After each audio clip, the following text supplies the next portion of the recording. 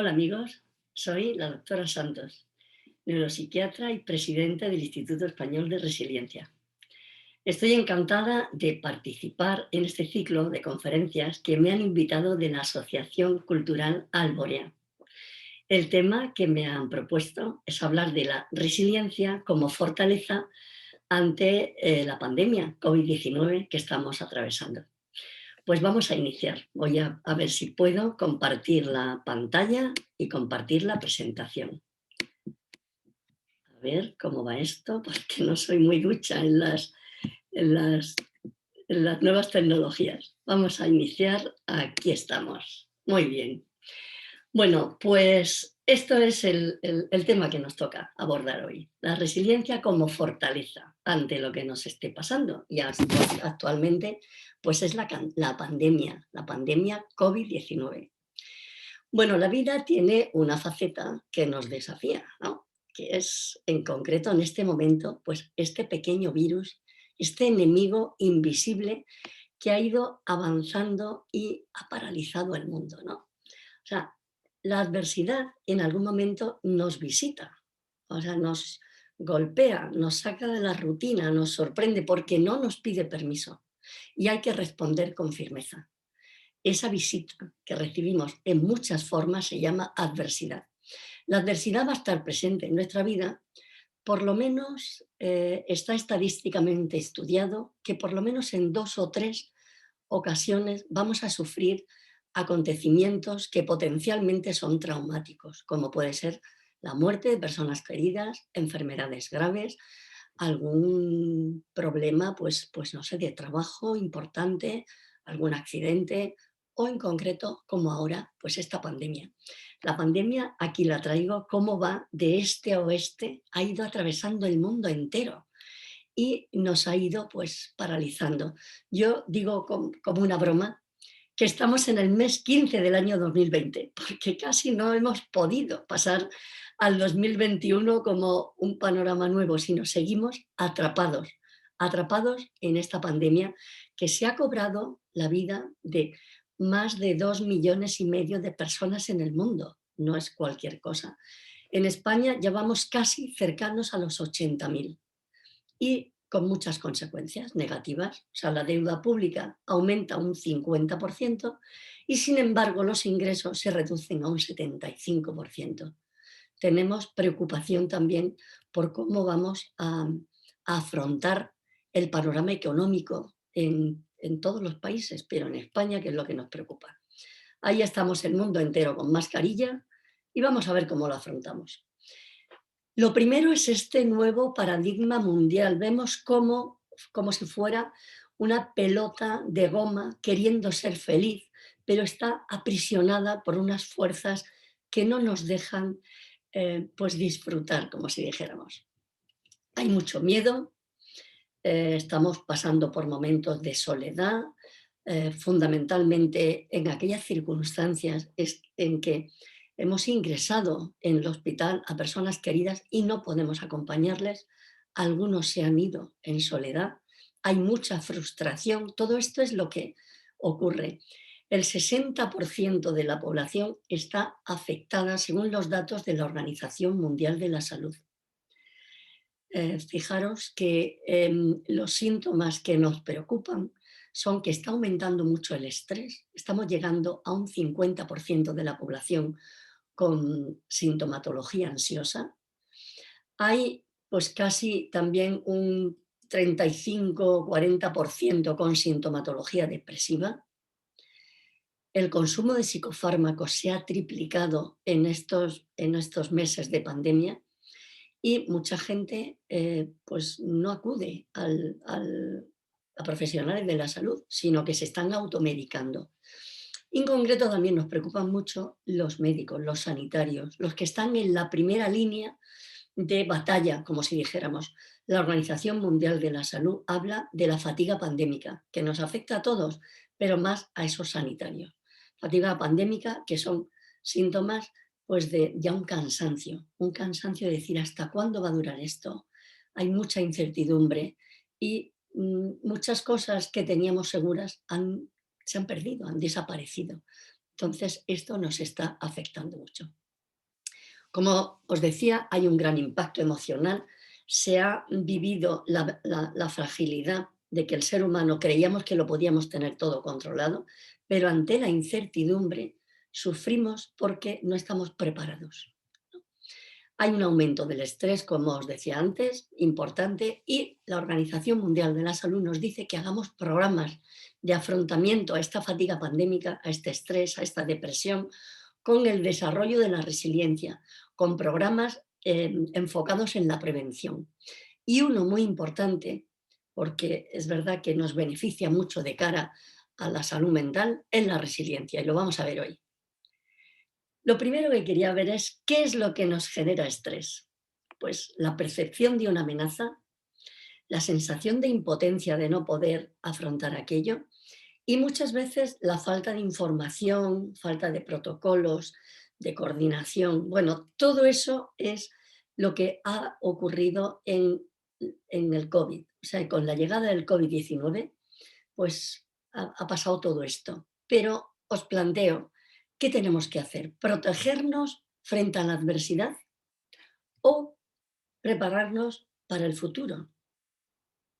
Porque protegernos, yo pienso que no se pueden poner puertas al campo. Por supuesto que tenemos que tener mucha prudencia. Las mascarillas, la higiene, la distancia que hemos recomendado desde todos los sistemas de salud, ¿no? De no acercarnos, pues más allá de lo que llega, como si dijéramos, el brazo, 1 metro y pico, ¿no? Por lo menos. O sea que tenemos que protegernos, pero es mucho más importante prepararnos para el futuro, que es, en definitiva, es la resiliencia, ¿no? O sea, siempre hay que buscar una salida, porque aunque todo esté oscuro, siempre hay un foco, una puerta abierta. Y la buena noticia es esta, ¿no? ¿Qué es la resiliencia? Que la resiliencia se puede aprender. Bueno, pues la resiliencia es la capacidad de afrontar una situación adversa y salir fortalecidos. La situación adversa es aquella que no nos pide permiso, la que nos golpea, como decíamos al principio. Pero vamos a ver cuál es el camino de aprender resiliencia.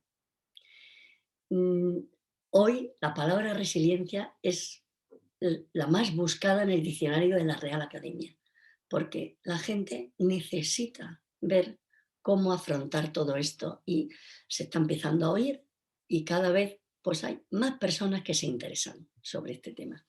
Pues como os decía, la buena noticia es que la resiliencia se aprende. La resiliencia es esa capacidad que todos tenemos dentro, pero que muchas veces lo desconocemos. Por supuesto hay que entrenarla, hay que conocerla, bueno, hay muchos programas, si os interesa el tema, profundizar más, hay programas en la web del Instituto Español de Resiliencia para todos los niveles, para niños, para profesores en los colegios, para padres, para empresas, para personas. En cualquier circunstancia podemos aprender y podemos desarrollar la resiliencia. Mirad, el itinerario es este. Por ejemplo, vamos a tomar el punto de partida, la COVID. Pues al principio lo que primero vimos es, hay como un virus en China. Lo teníamos tan lejano que decíamos, parece que hay un nuevo virus, ¿no? Luego empieza la curva a bajar y empieza pues como una actitud de negación, ¿no? De esto no va a ocurrir aquí, ¿no? A nosotros no nos va a pasar nada. Como me decían algunos, España es un país muy limpio y aquí no vamos a tener problemas de virus, porque lo vamos a saber. Luego empieza la gente a contaminarse, a infectarse, a empezar pues la primera ola que tuvimos, que fue terrible, hace ahora 1 año, que empieza a saturarse todo el sistema de salud. Las UBIs empiezan a saturarse, empezamos a contener a los pacientes que no vayan pues al hospital, a urgencias, sino que por teléfono empezamos un poquito a frenar, ¿no? Que no se saturaran más los servicios de emergencia. Pusimos líneas de atención. Nosotros en el Instituto Español de Resiliencia y en la Fundación Humanae, que presido, pusimos unas líneas de atención que hemos durante estos años, estos meses, hemos atendido a muchísimos pacientes para diferenciar los síntomas que necesitaban ingreso de los que eran ansiedad, que les dábamos las herramientas para frenarlo. Bueno, pues empezó también mucha sensación de impotencia y de rabia, ¿no? Es decir, ¿por qué no se han tomado las medidas antes? ¿Qué está haciendo el gobierno? Empezó también el gobierno, bueno, pues a titubear mucho porque no, también habría que analizar pues qué se ha hecho bien y qué no se ha hecho bien. Aquí en Madrid se puso en marcha el mayor hospital de campaña en IFEMA, que fue un éxito, punto de referencia a nivel mundial. Pero bueno, se han hecho muchas cosas bien y algunas otras, pues lógicamente no estábamos preparados, ¿no? Sigue bajando esta curva, lo veis, que va afectándonos y nos va hundiendo. Y empieza mucha incertidumbre y miedo. ¿Qué va a pasar? ¿Y si yo enfermo? ¿Y si contagio a los míos? Los propios sanitarios trabajaban y a veces no se querían ir del hospital para no contagiar a su familia. Se quedaban mal durmiendo, mal descansando en los sitios. Algunos, entre varios médicos o sanitarios o un servicio, alquilaban apartamentos para estar juntos y no ir con sus familias por miedo a contagiarles. O sea, todo eso ha afectado mucho, tanto, pues ya os digo, a los sanitarios como a la población. Entonces llegamos a tocar fondo y hay un momento en que se acepta la vulnerabilidad. Me siento vulnerable, tengo mucho miedo, estoy triste y ese es el punto de inflexión. Cuando una adversidad se acepta, empieza uno a generar los recursos para poder adaptarnos y para poder crecer. Esto es, lo vamos a ver después, en el desarrollo de la resiliencia. Y empieza uno ya el periodo de recuperación, ¿no? Del afrontamiento a la adversidad y de empezar a desarrollar confianza. O sea, yo me protejo y ayudo a otros, protejo a los demás. Confío en que voy a salir adelante y voy a aprender de esta crisis. Y sigo creciendo y ya llega el momento de la superación. Aprendo de la adversidad y me hago más fuerte. Esta curva es el itinerario que luego vamos a ver con la resiliencia. Continuamos. Aquí tenemos una imagen de la resiliencia muy sencilla en la naturaleza. Vemos lo que pasa con una ostra. La ostra es un animal vivo que cuando le entra un granito de arena intenta quitárselo y no puede, como nos ha pasado a nosotros con el COVID-19, con este virus, cuando no se lo puede quitar y le está molestando, empieza a segregar una sustancia para que no le duela, empieza a segregar esa sustancia, empieza a envolver el granito de arena y segregando la sustancia acaba convirtiendo aquella adversidad en una obra de arte, en una perla maravillosa que cualquiera que se lo encuentra es afortunado, ¿no? Nos pasa lo mismo cuando superamos la adversidad, crecemos. Todos conocemos a personas que han sabido afrontar circunstancias muy difíciles y nos llaman la atención porque la conducta que emerge después es admirable. Son personas que se hacen mucho más humanas, mucho más fuertes, nos dan ejemplo, son modelos de resiliencia ante la adversidad. Bueno, pues en este tema, en esta adversidad de la pandemia, la última palabra no la tiene el virus. O sea, queda prohibido terminantemente rendirse. Y esto es una lección de resiliencia. Vamos a verla. ¿Cómo podemos convertir la fatiga pandémica en resiliencia? Ahí tenemos nuestro enemigo invisible y las siglas de COVID hemos puesto, pues, cuidado, ¿no? Especialmente vamos a aprender muchas pues costumbres buenas de salud, costumbres buenas de cómo protegernos.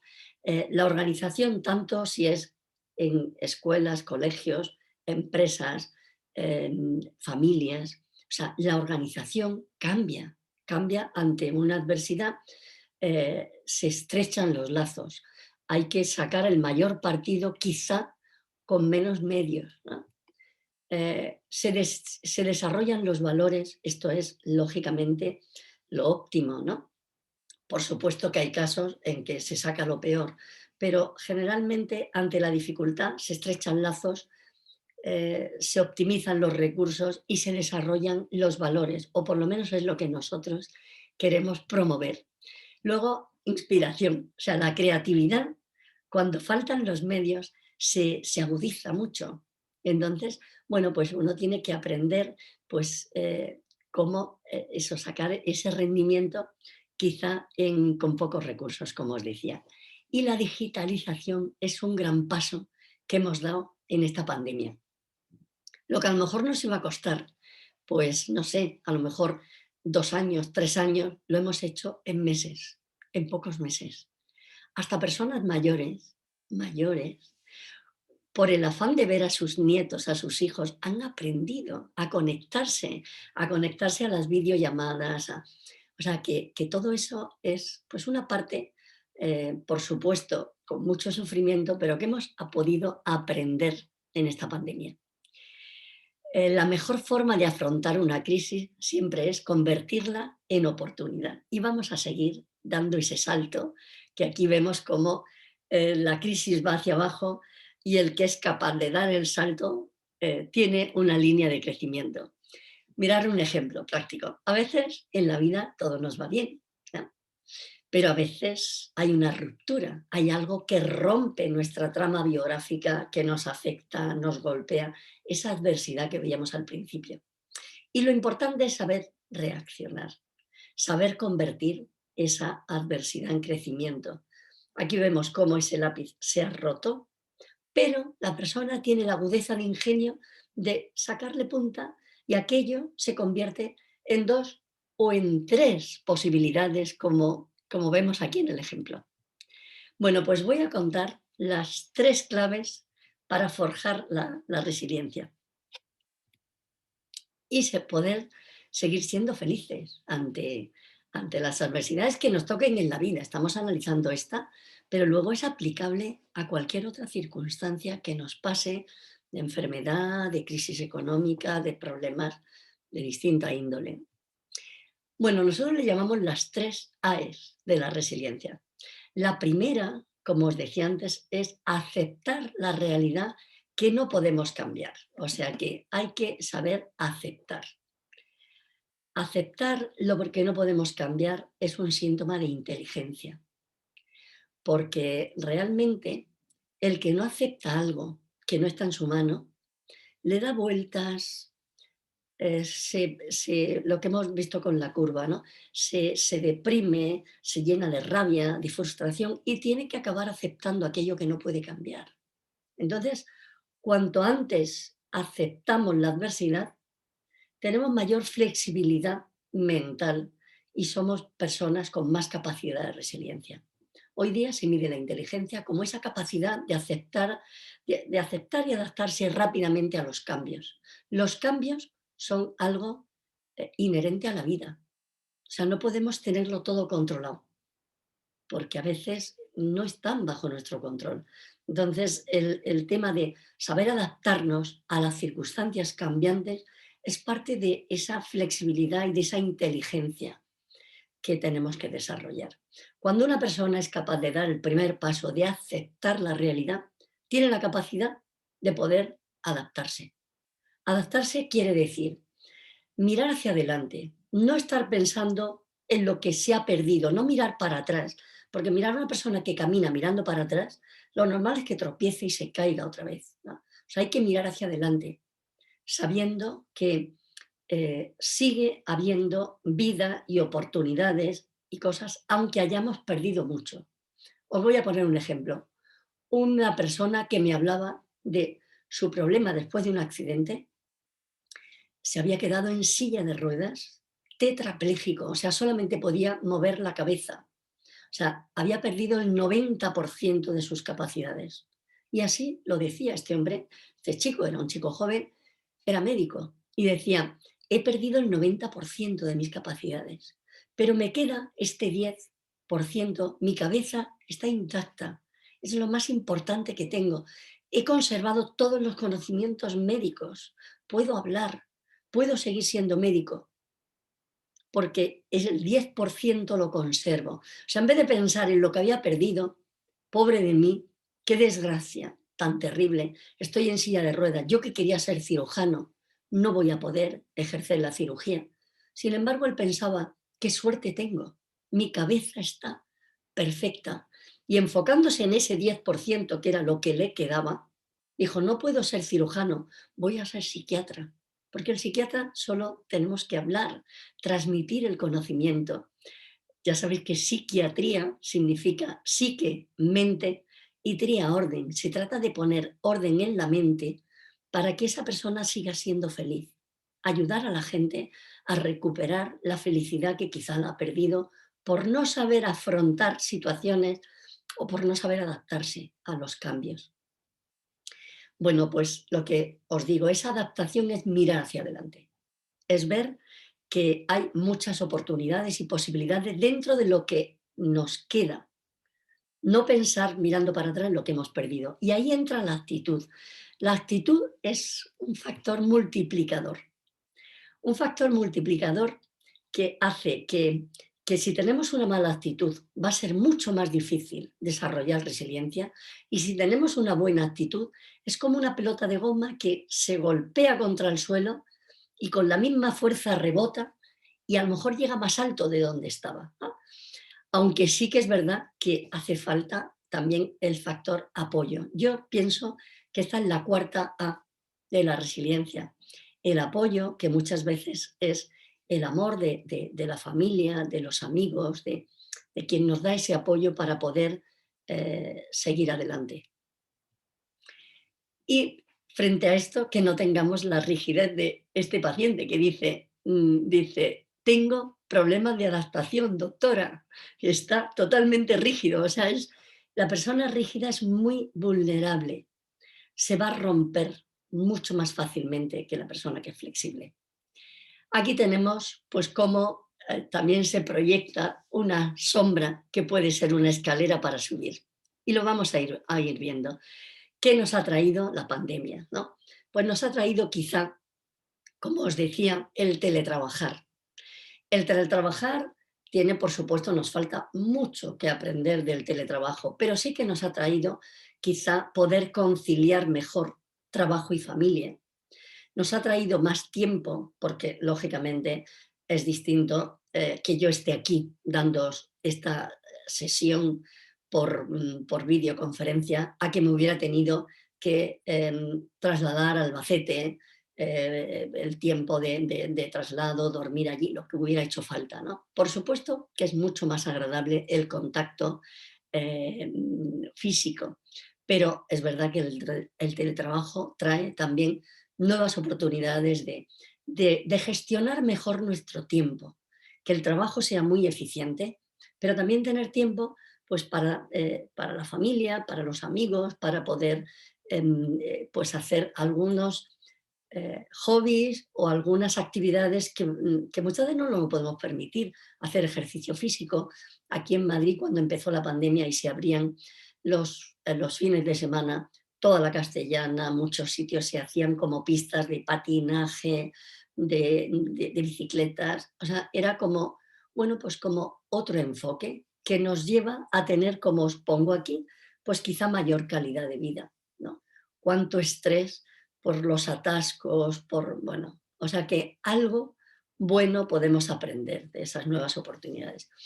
Y yo lo que quiero comentaros es, bueno, pues aprender a vivir de forma resiliente con estas 10 pautas que tengo aquí, ¿no?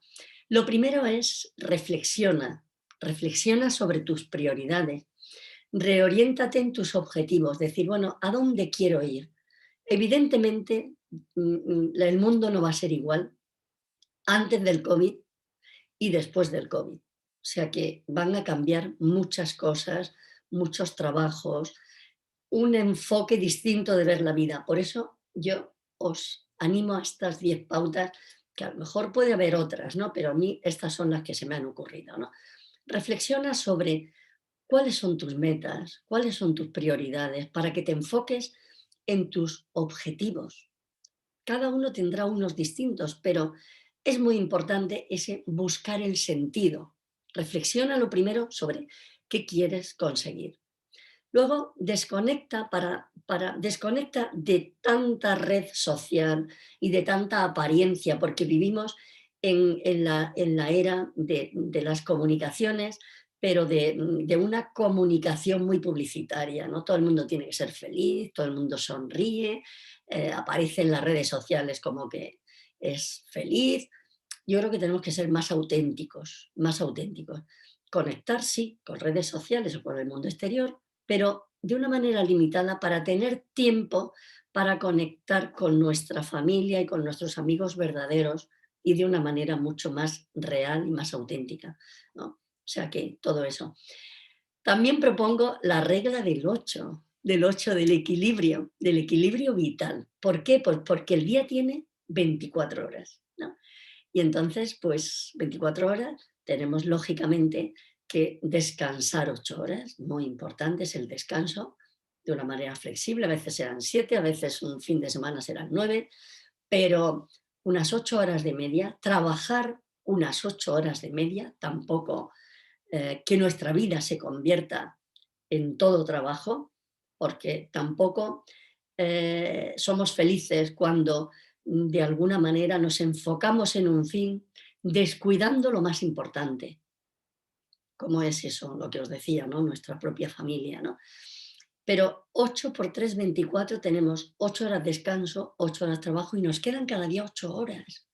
8 horas para ver en qué las vamos a emplear, cómo nos vamos a comunicar para no tener tanto estrés, tanta agresividad, tanta prisa y poder escuchar mirando a la cara.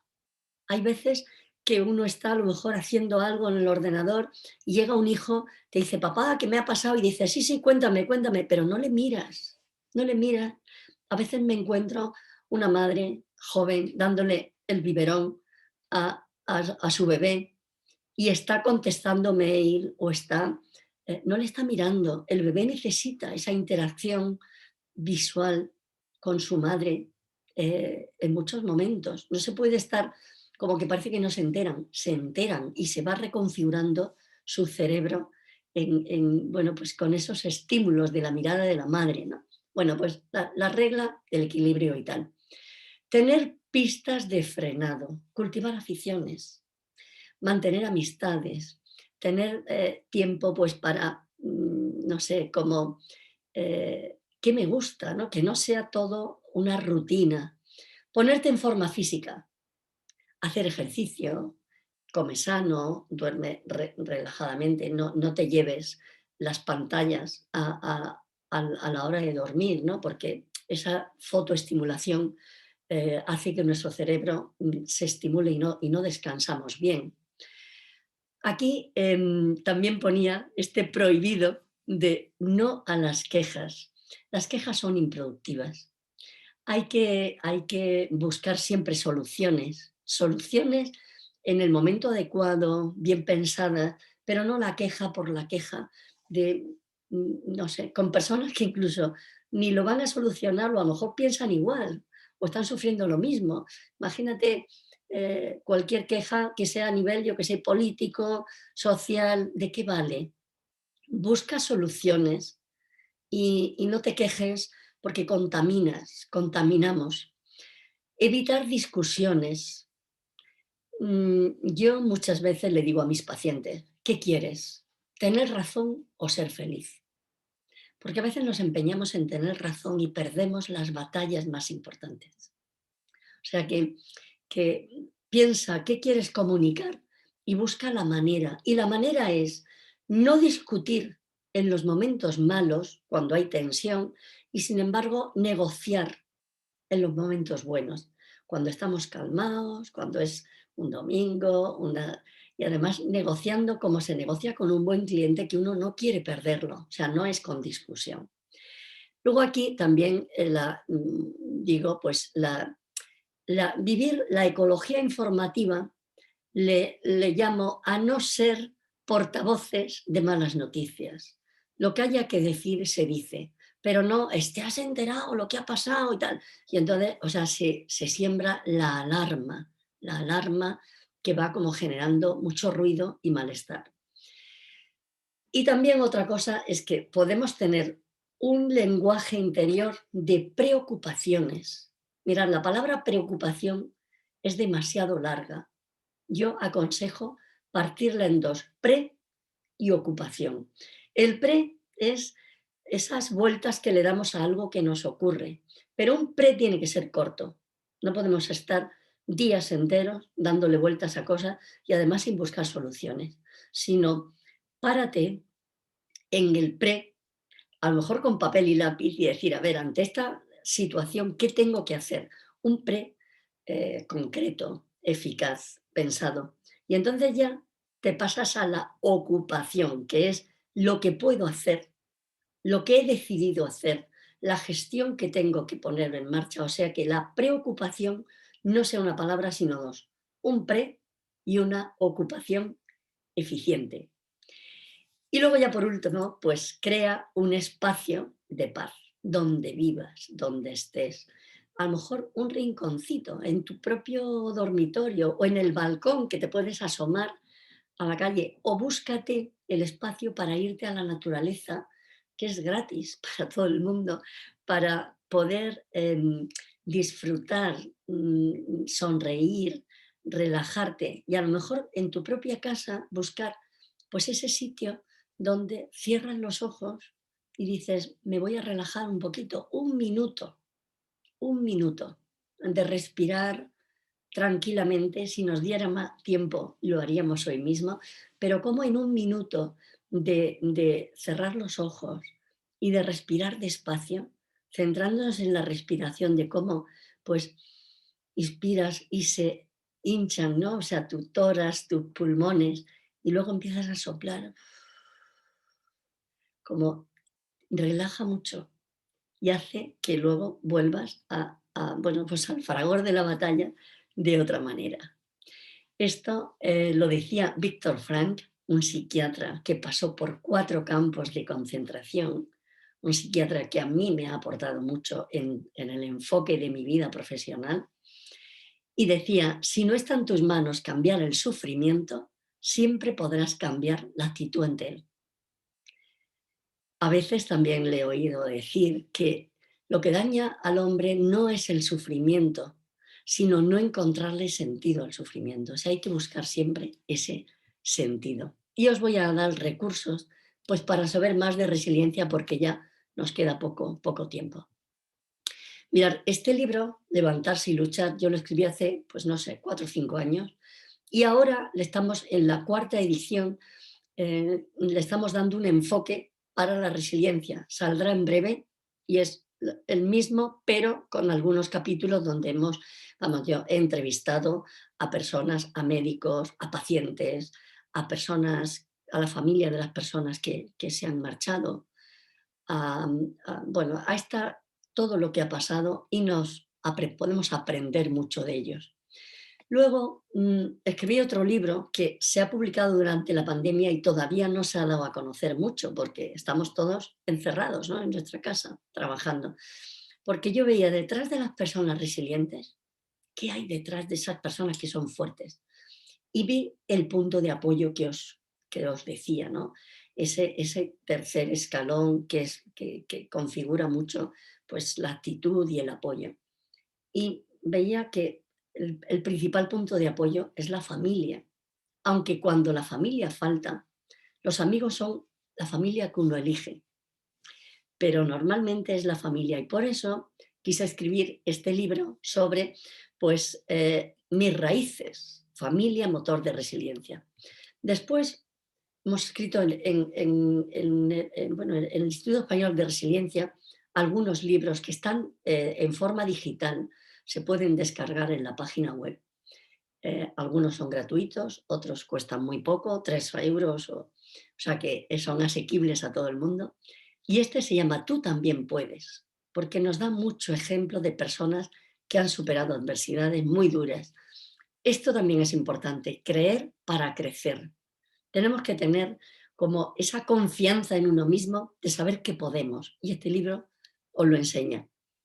Este es el último que va a aparecer muy rápidamente, que se llama Resistirás, por todo lo que ha pasado en la pandemia, con una entrevista al dúo dinámico que también han participado en esta resiliencia en la COVID. Y hay otro libro que también hemos hecho, un abecedario de resiliencia, que mirar ahí tenéis cómo empieza el abecedario con una letra muy finita y acaba en la Z, con una resiliencia fuerte, robusta, desarrollada. Es un libro que hemos hecho durante la pandemia, que va tocando las 27 letras del abecedario con distintas voces cada letra, y en cada letra participa un personaje que le hemos invitado a que desde su casa, desde el confinamiento, desde donde estaba cada uno, pues se grabara un pequeño vídeo de 1 minuto, y ahí se puede pinchar y veis cada letra con su vídeo, o tiene un código QR por si lo tenéis en papel, que también existe, ¿no? Aquí os traigo unos ejemplos, desde la A, que es un deportista paralímpico ciego impresionante, David Casinos; Irene Villa, que toda España la conoce y la quiere. Bueno, no voy a ir por orden. Tenemos a Vicente del Bosque, que con él no hay fracasos. Toni Nadal, cómo enseña a su sobrino Rafa a ser un deportista resiliente, que nunca se rinde. Tenemos aquí un empresario joven que es ciego, casi ciego, y también es el representante de la ONCE a nivel mundial, o sea, es un crack. El catedrático de psiquiatría, Enrique Rojas. Bueno, muchos personajes han participado en este abecedario, que es gratuito, o sea que lo podéis descargar en la página web del Instituto de Resiliencia a 0 euros. Y luego ya os digo, ¿se puede medir la resiliencia? Pues mirad, tenemos también una aplicación gratuita que la podéis descargar, solo está en Android, no en iOS, no para los iPhone. Pero bueno, ya se andará el camino y lo haremos. Y es una aplicación donde mides tu propia resiliencia, y la aplicación te da recursos para crecer. Ahí la tienes, cómo se puede hacer un test, te da el nivel y te va dando recursos. Y me podéis preguntar, ¿se puede desarrollar más la resiliencia? Y yo digo, pues que sí, pero no lo digo yo, lo dicen estos personajes tan impresionantes que han actuado tanto en la pandemia. La Unidad Militar de Emergencias, que se les ha dado un premio últimamente, pues a la Operación Balmis, por cómo han afrontado las situaciones más difíciles, cómo han colaborado. Y ellos dicen, todos somos vulnerables y todos podemos ser más resilientes. O sea, os animo a que vayamos desarrollando, pues con las 3 AES, que son muy sencillas, pues esta capacidad que todos tenemos dentro y todos podemos crecer. La resiliencia no garantiza llegar a ser los mejores, o sea, no nos cambia, pero sí nos permite afrontar cualquier reto con la confianza de saber que siempre lo vamos a poder superar. O sea que la última palabra no la tiene el virus. Prohibido rendirse, como os decía. Respira hondo y sigue adelante, pues porque eres capaz de superar cualquier adversidad que la vida te depare. Pues hasta aquí ha sido la presentación. Voy a desconectarme, y lo que queráis, pues me podéis preguntar todas las dudas a través del Instituto Español de Resiliencia. Voy a desconectar. Que tengáis un buen día.